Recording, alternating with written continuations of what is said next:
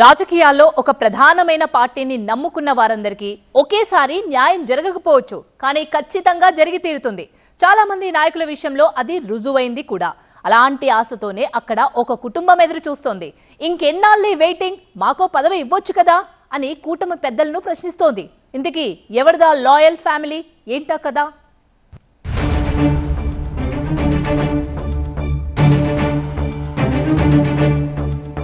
ఆవిర్భావం నుంచే అనుబంధం. టీడీపీని వదలని సుగవాసి కుటుంబం.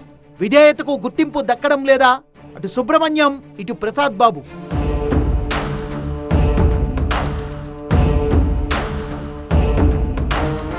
పార్టీ ఆవిర్భావం నుంచి టీడీపీతో నడుస్తున్న కుటుంబాల్లో సుగవాసి ఫ్యామిలీ ఒకటి. రాయచోటి రాజకీయాల్లో కీలకంగా ఉన్న ఈ కుటుంబానికి హైకమాండ్ కూడా అదే స్థాయిలో ప్రయారిటీ ఇచ్చేది, కానీ ఇటీవలి కాలంలో అది కొంచెం తగ్గినట్టు కనిపిస్తోంది. ఆర్థిక బలం, అంగబలం మెండుగా ఉన్న వారసత్వానికి నియోజకవర్గంలో సముచిత స్థానం దక్కడం లేదన్న ముచ్చట సొంత కేడర్లోనే వినిపిస్తోంది. దీంతో విధేయతకు ఇంకెప్పుడు పట్టం కడతారని ఎదురు చూస్తున్నారట సుగవాసి అనుచరులు. ఇటు అన్న సుబ్రహ్మణ్యం, ఇటు తమ్ముడు ప్రసాద్ బాబు పదవి కోసం కళ్లలో ఒత్తులేసుకుని చూస్తున్నారట.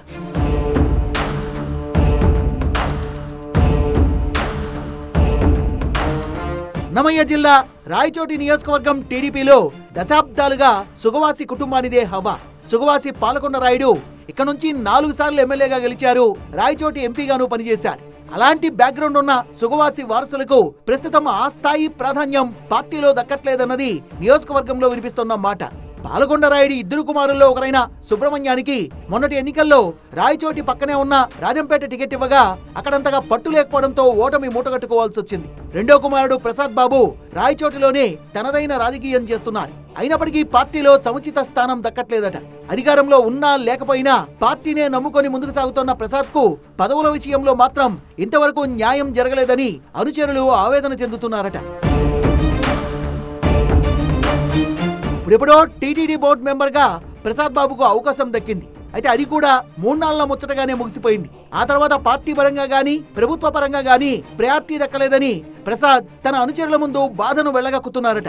మొత్తంగా ప్రతిపక్షంలో ఉన్నప్పుడు నిరీక్షణే, అధికార పక్షంలో ఉన్నప్పుడు కూడా నిరీక్షణే అన్నట్టుగా తయారైందట సుగవాసి కుటుంబం పరిస్థితి.